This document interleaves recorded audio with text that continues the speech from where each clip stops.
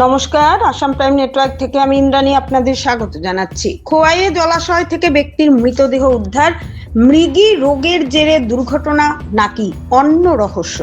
খোয়াই থানার অন্তর্গত চেবড়ি পেকলিছড়া সংলগ্ন নরেন চৌমনি এলাকায় এক ব্যক্তির অস্বাভাবিক মৃত্যুকে কেন্দ্র করে তীব্র চাঞ্চল্য ছড়িয়েছে।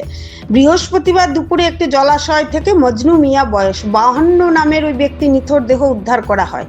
মৃত ব্যক্তি ওই এলাকারই বাসিন্দা ছিলেন বলে জানা গেছে। ঘটনার বিবরণে খোয়াই থানার ওসি কৃষ্ণধন সরকার জানান, আজ দুপুর আনুমানিক 1:20 নাগাদ স্থানীয়রা এক ব্যক্তির পুকুরে মজনু মিয়ার দেহ ভাসতে দেখেন। পরিবারের লোক ও প্রত্যক্ষদর্শীদের সূত্রের খবর, মৃত ব্যক্তি দীর্ঘকাল ধরে মৃগী রোগে আক্রান্ত ছিলেন। প্রাথমিক ধারণা করা হচ্ছে পুকুরের পাড়ে থাকা অবস্থায় হঠাৎ মৃগী রোগের টান ওঠায় তিনি নিয়ন্ত্রণ হারিয়ে জলে পড়ে যান এবং ডুবে তার মৃত্যু হয়।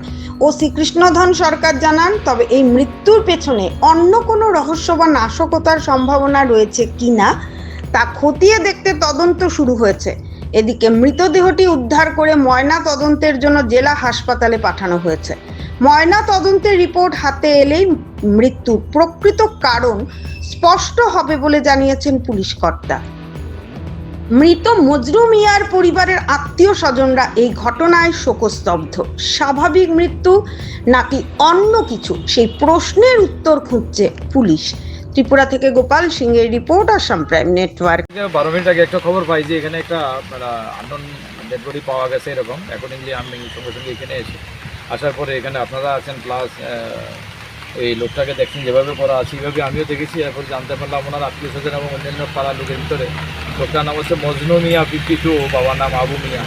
এখানে আমাদের পাশে আশিঘাটের উল্টা দিকে, রামচন্দ্রঘাটের উল্টা দিকে নারায়ণজমানি বাড়ি। তো রোগী রোগ বলে বলছেন, তো আমরা তো এখন অ্যাকচুয়াল কজ অফ ডেথ তো সার্টিন করা সম্ভব নয়, পোস্টমর্টম ছাড়া। এই জন্য আমরা আপাতত এটাকে আমরা ডিস্ট্রিক্ট থেকে আমরা শিফট করছি, আমরা খোয়াই ডিস্ট্রিক্ট হসপিটালে পোস্টমর্টম হবে। তারপরে আমরা ওনার রিলেটিভ এসছেন আর কি, রিলেটিভের কাছে আমরা যত তাড়াতাড়ি সম্ভব আমরা হ্যান্ড ওভার করে দেবো।